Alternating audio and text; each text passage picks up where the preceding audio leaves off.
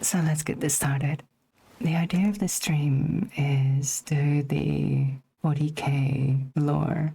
We are going to start with Horus Rising by Dan Abnett. And the Horus Heresy, it is a time of legend. The galaxy is in flames. The Emperor's glorious vision for humanity is in ruins. His favorite son, Horus, has turned from his father's light and embraced chaos. His armies, the mighty and redoubtable Space Marines, are locked in a brutal civil war. Once, these ultimate warriors fought side by side as brothers, protecting the galaxy and bringing mankind back into the Emperor's light. Now they are divided. Some remain loyal to the Emperor, whilst others have sided with the War Master. Preeminent amongst them, the leaders of their 1,000-strong legions are the Primarchs, magnificent superhuman beings.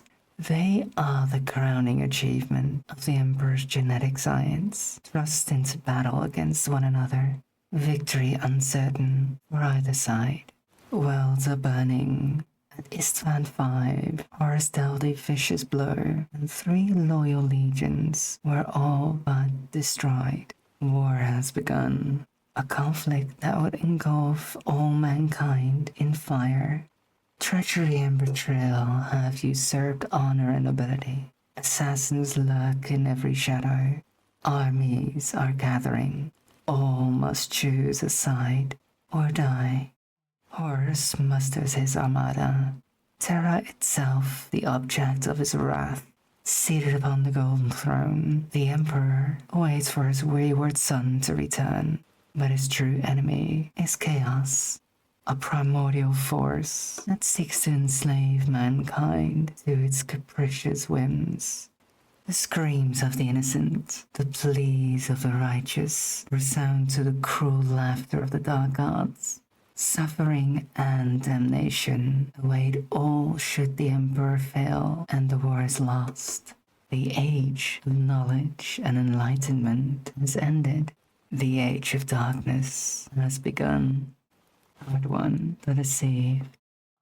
I was there the day Horus slew the Emperor. I was there, he would say afterwards, until afterwards became a time quite devoid of laughter. I was there the day Horus slew the Emperor. It was a delicious conceit, and his comrades would chuckle at the sheer treason of it. The story was a good one. Torgadon would usually be the one to cajole him into telling it, for Torgadon was the joker, a man of mighty laughter and idiot tricks. And Loken would tell it again, a tale reversed through so many retellings, it almost told itself. Loken was always careful to make sure his audience properly understood the irony of his story. It was likely that he felt some shame about his complicity in the matter itself, for it was a case of blood spilled from misunderstanding. There was a great tragedy implicit in the tale of the Emperor's murder, a tragedy that Loken always wanted his listeners to appreciate. But the death of Sejanus was usually all that fixed their attentions. And the punchline, it had been, as far as the warp-dilated horror logs would attest, the 203rd year of the Great Crusade. Loken always set his story in the proper time and place. The commander has been warp master for about a year, since the triumphant conclusion of the Ulinar campaign, and he was anxious to prove his newfound status, particularly in the eyes of his brothers. War Master, such a title. The fit was still new and unnatural, and not yet worn in. It was a strange time to be abroad among stars. They had been doing what they have been doing for 2 centuries, but now it felt unfamiliar. It was the start of things, and an ending too. The ships of the 63rd expedition came upon the Imperium by chance. A sudden etheric storm, later declared providential by Malachurst, forced a road alternation, and they translated into the edges of a system comprising 9 worlds. 9 worlds circling a yellow sun, detecting the shoal of rugged expedition warships on station at the outer system edges. The Emperor first demanded to know their occupation and agenda. Then he painstakingly corrected what he saw as the multifarious errors in their response. He was, he explained, the Emperor of mankind. He had stoically shepherded his people through the miserable epoch of warp storms, through the age of strife, staunchly maintaining the rule and law of man. This had been expected of him, he declared. He had kept the flame of human culture alight. Through the aching isolation of old night, he had sustained his precious vital fragment and kept it intact until such time as the shattered diaspora of humanity re-established contact. He rejoiced that such a time was now at hand. His soul leaped via the orphan warships, returning to the heart of the Imperium. Everything was ready and waiting. Everything had been preserved. The orphans would be embraced by his bosom, and then the great scheme of rebuilding would begin. The Imperium of mankind would stretch itself out again across the stars, as was its birthright. As soon as they showed him proper fealty as Emperor of mankind. The commander, quite entertained by all accounts, sent Hester Sejanus to meet with the Emperor and deliver greeting. Sejanus was the commander's favorite, not as proud or irascible as Abaddon, nor as ruthless as Ceridire, nor even as solid and venerable as Eactum Cruz. Sejanus was the perfect captain, tempered evenly in all respects. A warrior and a diplomat in equal measure, Sejanus' martial record, second only to Abaddon's, was easily forgotten when in company with the man himself. A beautiful man, Logan would say, building his tale. A beautiful man adored by all. No finer figure in Mark IV plate than Hester Sejanus, and he is remembered and his deeds celebrated. Even here amongst us speaks of Sejanus' qualities, the noblest hero of the Great Crusade. That was how Logan would describe him to the eager listeners. In future times, he will be recalled with such fondness that men will name their sons after him. Sejanus, with a squad of his finest warriors from the 4th Company, traveled in system in a gilded barge and was received for audience by the Emperor at his palace on the 3rd planet, and killed, murdered, down on the onyx floor of the palace, even as he stood before the Emperor's golden throne. Janus and his glory squad, Dymas, Melsandar, Gothoi, and the rest, all slaughtered by the Emperor's elite guards, the so-called Invisibles. Apparently, Sejanus had not offered the correct fealty. Indelicately, he had suggested might actually be another emperor. The commander's grief was absolute. He had loved Sejanus like a son. They had warred side by side to effect compliance on 100 worlds. But the commander, always sanguine and wise in such matters, told his signalmen to offer the emperor another chance. The commander did resorting to war, and always sought alternative paths away from violence, where such were workable. This was a mistake, he reasoned, a terrible, terrible mistake. Peace could be salvaged. This emperor could be made to understand. It was about then, Logan liked to add, that a suggestion of quote marks began to appear around the emperor's name. It was determined that the 2nd embassy would be dispatched. Malagurst volunteered at once. The commander agreed, but ordered the spear tip forwards in assault range. The intent was clear. One hand extended open in peace, the other held ready as a fist. If the second embassy failed or was similarly met with violence, then the fist would already be in position to strike. That somber day, Loken said, the honor of the spear tip had fallen by the customary drawings of lots. Abaddon, Torgadon, little Horus Aximand, and Loken himself. Battle musters began. The ships of the spear tip slipped forward, running under obscurement. On board, stormbirds were hauled into their launch carriages. Weapons were issued and certified. Oaths of moments were sworn and witnessed. Armor was machined into place around the anointed bodies of the chosen, in silence, tensed and ready to be unleashed. The spear tip watched as the shuttle convoy, bearing Malagurst and his envoys, arced down towards the third planet. Surface batteries smashed them out of the heavens as the burning scads of debris from Malagurst's flotilla billowed away into the atmosphere. The Emperor's fleet elements rose up out of the oceans, out of the high cloud, out of the gravity wells of nearby moons. 600 warships revealed and armed for war. Abaddon broke obscurement and made a final, personal plea to the Emperor, beseeching him to see sense. The warships began to fire on Abaddon's spear tip. My commander, Abaddon relayed to the heart of the waiting fleet. There is no dealing here. This fool impostor will not listen. And the commander replied, Illuminate him, my son, but spare all you can. That order notwithstanding, avenge the blood of my noble Sejanus. Decimate this emperor's elite murderers, and bring the impostor to me. And so, Loken would sigh, we made war on our brethren, so lost in ignorance.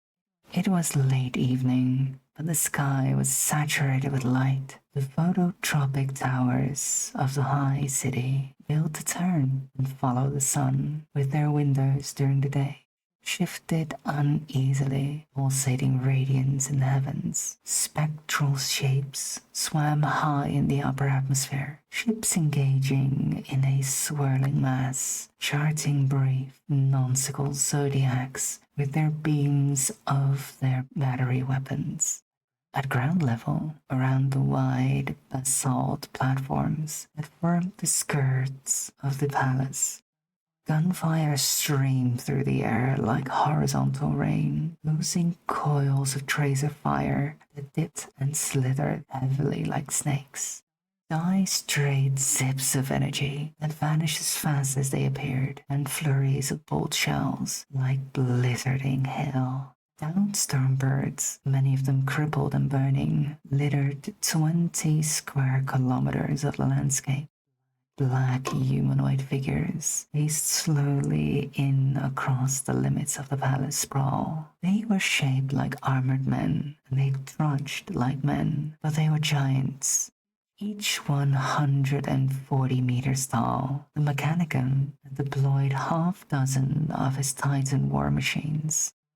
Around the Titan's soaked black ankles, troops flooded forward in a breaking wave 3 kilometers wide. The Luna Wolves surged like a surf of the wave. Thousands of gleaming white figures bobbing and running towards across the skirt platforms. Detonation bursting amongst them, lifting crippling fireballs and trees of dark brown smoke. Each blast jutted the ground with a gritty thump and showered down dirt as an aftercurse. Assault craft swept in over their heads, low between the shambling frames of the wide space titans, burning the slowly lifting smokes, smoke clouds sudden to sudden, energetic vortices. Every Astartes helmet was filled with vox chatter, snapping voices chopping back and forth, their tonal edges roughened by the transmission quality. It was Logan's first taste of mass war since Ulanor, 10th Company first taste too. There had been skirmishes and scraps, but nothing testing. Logan was glad to see that his cord hasn't gone rusty. The unapologetic regimen of live drills and punishing exercises he'd maintained had kept them witted as sharp and serious as the terms of the oaths the moment they had taken just hours before. Ulanor had been glorious, a hard, unstinting slog to dislodge and overthrow a bestial empire. The green skin had been a pernicious and resilient foe, but they had broken its back and kicked over the embers of his revel fires. The commander had won the field through the employment of his favorite practice strategy. The spear tip thrust to tear out the throat, ignoring the green-skinned masses, which had outnumbered the Crusaders 5-1. Commander had struck directly at the Overlord and his commanding coterie, leaving the enemy headless and without direction. The same philosophy operated here: tear out the throat, let the body spasm and die. Logan and his men, and the war machines that supported them, were the edge of the blade unsheathed for that purpose.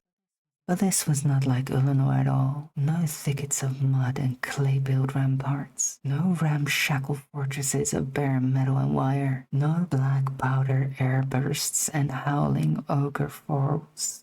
This was not the barbaric brawl determined by blades and upper body strength. This was modern warfare in a civilized place. This was man against man inside the monolithic precincts of a cultured people. The enemy possessed ordnance and firearms every bit the technological match of the Legio forces, and the skill and training to use them. Though the green imaging of his visor, Logan saw armored men with energy weapons ranged against them in the lower courses of the palace. He saw tracked weapon car carriages, automated artillery, nests of 4 or even 8 automatic cannons shackled together on car platforms, lumbered forward on hydraulic legs. Not like Ulanor at all. This would be a test. Equal against equal, like against like. Except that for all its martial technologies, the enemy lacked one essential quality, and that quality was locked within each and every case: Mark IV power armor. The genetically enhanced flesh and blood of the Imperial Astartes, modified, refined, post-human. The Astartes were superior to anything they had met or would ever meet. No fighting force in the galaxy could ever hope to match the legions unless the stars went out and madness ruled and lawful sense turned upside down. Or, as Cetera once said, the only thing that can beat an Astartes is another Astartes. And they had all laughed at that. The impossible was nothing to be scared at. The enemy, their armor, a polished magenta trimmed in silver, as Logan later discovered when he viewed them with his helmet off, firmly held the induction gates into the inner palace. They were big men, tall, thick through the chest and shoulders, and at the peak of fitness. Not one of them, not even the tallest, came up to the chin of one of the Luna Wolves. It was like fighting children. Well-armed children, it had to be said. Through the billowing smoke and the jarring detonations, Logan led the veteran first squad up the steps at a run, the bestial soles of their boots grating on the stone. First squad, 10th Company, Labor Tactical Squad, gleaming giants in pearl white armor. The wolf had insignia, stark black, on their auto-responsive shoulder plates. Crossfire zigzagged around them from the defensive gates ahead. The night air shimmered with the heat distortion of weapons discharge. Some kind of upright, automated mortar was casting a sluggish, flaccid stream of fat ammunition charges over their heads. Logan heard Brother Sergeant Jubal instruct over the link. Jubal's order was given in the Kurd argot of Chthoniya, their derivation world, a language that the Lunar Wolves had preserved as their battle tongue. The battle brother carrying the Scots plasma cannon obeyed without hesitation. For a dazzling half-second, a 20-meter ribbon of light linked the muzzle of his weapon to the automotor, and then the device engulfed the facade of the palace in a roasting wash of yellow flame. Dozens of enemy soldiers were cast down by the blast. Several were thrown up in the air, landing crumpled and boneless on the flight of steps. Into them, Jubal barked. Wildfire chipped and pattered off their armor. Logan felt the distant sting of it. Brother Callans stumbled and fell, but he righted himself again, almost at once. Logan saw the enemy scatter away from their charge. He swung his bolter up. His weapon had a gash in the metal of the foregrip, the legacy of a green-skinned axe during Eleanor. Logan had told the armorers not to finish out. He began to fire, not on burst, but on single shot, feeling the weapon buck and kick against his palms. Bolter rounds were explosive penetrators. The men he hit popped like blisters, or shredded like bursting fruit. Pink mist fumed off every ruptured figure as it fell. 10th Company, Logan shouted, for the War Master. The war cry was still unfamiliar, just another aspect of the newness. It was the first time Logan had declaimed it in war, the first chance he'd had since the honor had been bestowed by the Emperor. After Eleanor, by the Emperor, the true Emperor. Lupercal, Lupercal, the wolves yelled back as they streamed in, choosing to answer with their old cry, the Legion's pet name for their beloved commander. The war horns of the Titans boomed. They stormed the palace. Logan paused by one of the induction gates, urging his front runners in, carefully reviewing the advance of his company main force. Fire continued to rake them from the upper balconies and towers. In the far distance, a brilliant dome of light suddenly lifted into the sky, astonishingly bright and vivid. Logan's visor automatically dimmed.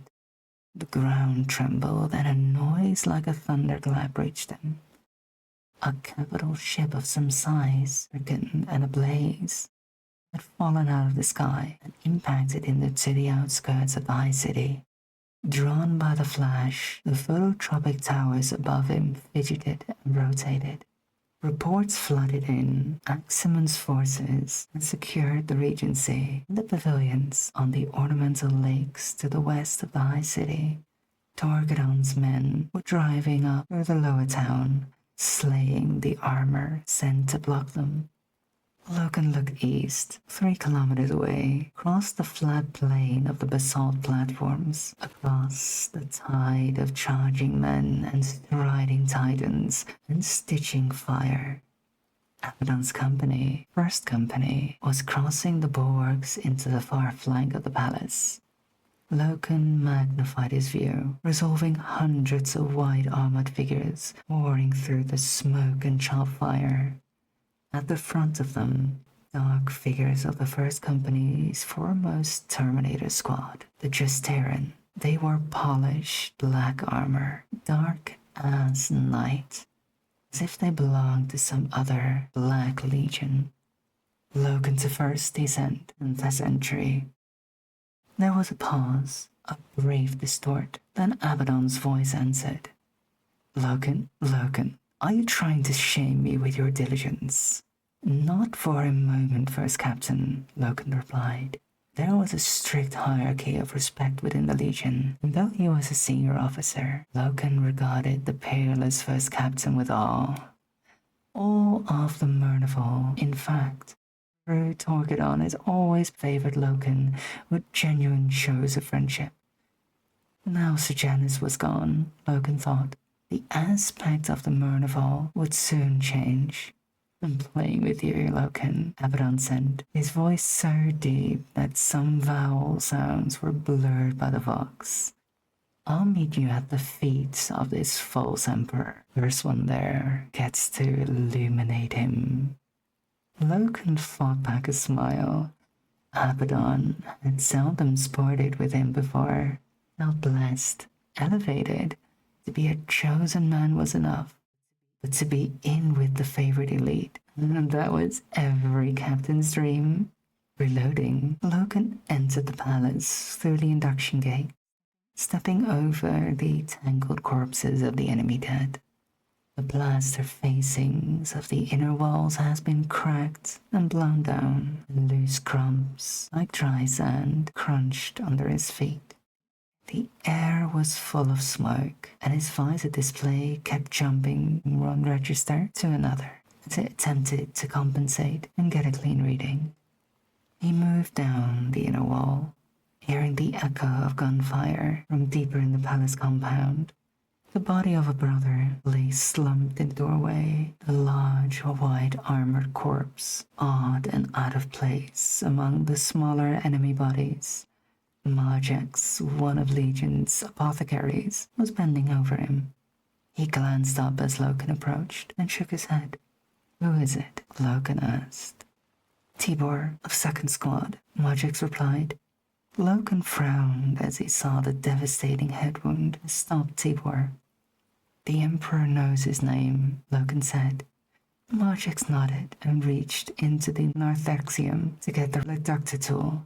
He was about to remove Tibor's precious gene seed so that it might be returned to the Legion banks.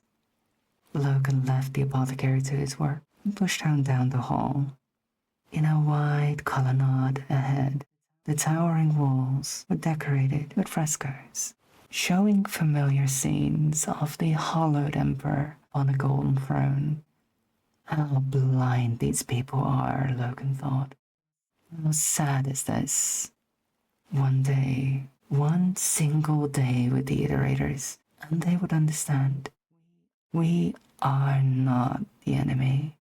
We are the same, and we bring with us a glorious message of redemption. Old night is done.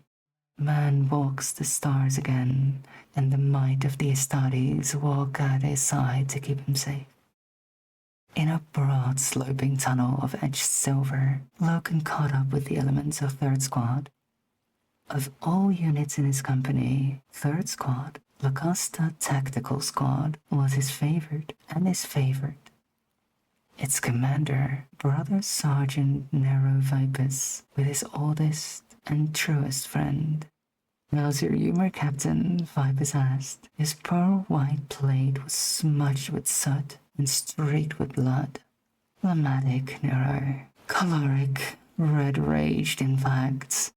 I've just lost a man, and 2 more of mine are injured. There's something covering the junction ahead, something heavy, rate of fire like you wouldn't believe. Right fragging it.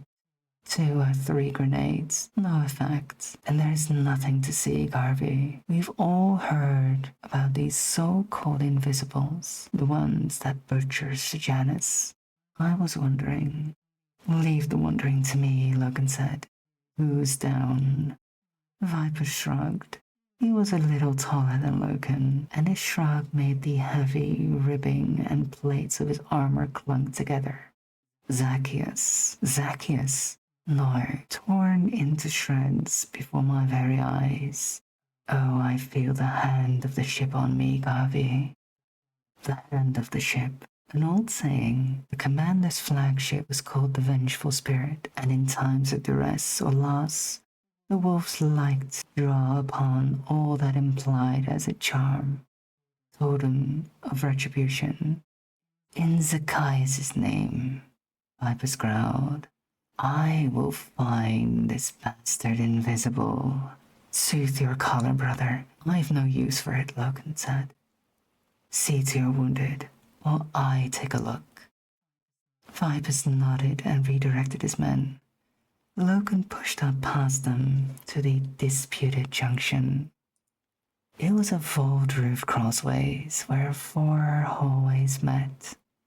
The area, red cold and still to his imaging, made its smoke whisked up into the rafters.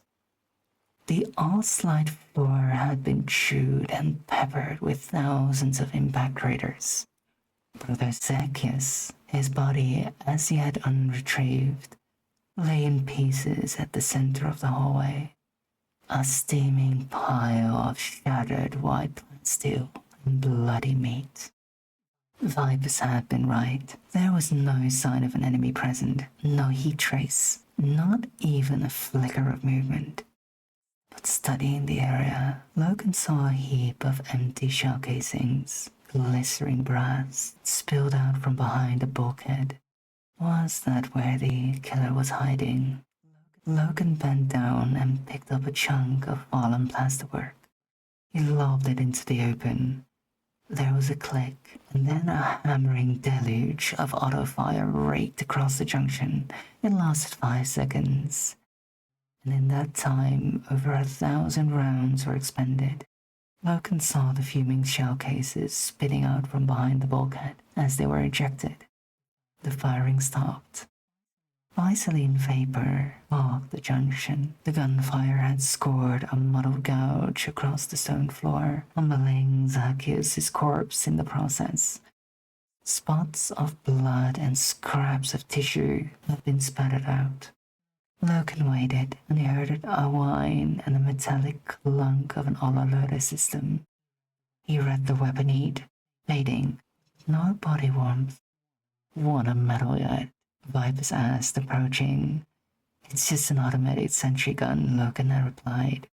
Well, that's a small relief at least, Vipers said. After the grenades had pitched in that direction, I was beginning to wonder if these vaulted invisibles might be invulnerables too. I'll call up Devastator support too. Just give me a light flare, Logan said. Vipers stripped one off his left plate and handed it to the captain. Logan ignited it with a twist of his hand and threw it down the hallway opposite. It bounced, fizzling, glaring white hot, past the hidden killer. There was a grind of servos. The implacable gunfire began to roar down the corridor at the flare, kicking it and bouncing it, ripping up the floor. Garvey, Vipers began. Logan was running. He crossed the junction, bumped his back against the bulkhead. The guns were still blazing. He rolled around the bulkhead and saw the sentry gun built into an alcove. A squad machine set on 4 pad feet and heavily plated. It had turned its short, pumping cannons away from him to fire on the distant, flickering flare. Logan reached over and tore out a handful of his servo flexors. The guns shuddered and died. We're clear, Logan called out. Lucastra moved up. That's generally called a show-off, Vipers remarked. Logan led Lucastra up the corridor, and they entered a fine state apartment. Other apartment chambers, similarly regal, and beyond. It was oddly still and quiet. Which way now? Vipers asked. We go find this emperor, Logan said. Vipers snorted, just like that. First captain bet me I couldn't reach him first. The first captain, eh? Since when was Garfield Logan on pally terms with him? Well, since 10 breached the palace ahead of first. Don't worry, Nero. I will remember you little people when I'm famous. Nero Vipers laughed, down snuffling out of his helmet mask like the cough of a consumptive bull. What happened next didn't make either of them laugh at all. I'm gonna wish you a very good morning, afternoon, or evening. And yeah, I really appreciated you being here. Thank you so much, and see you again.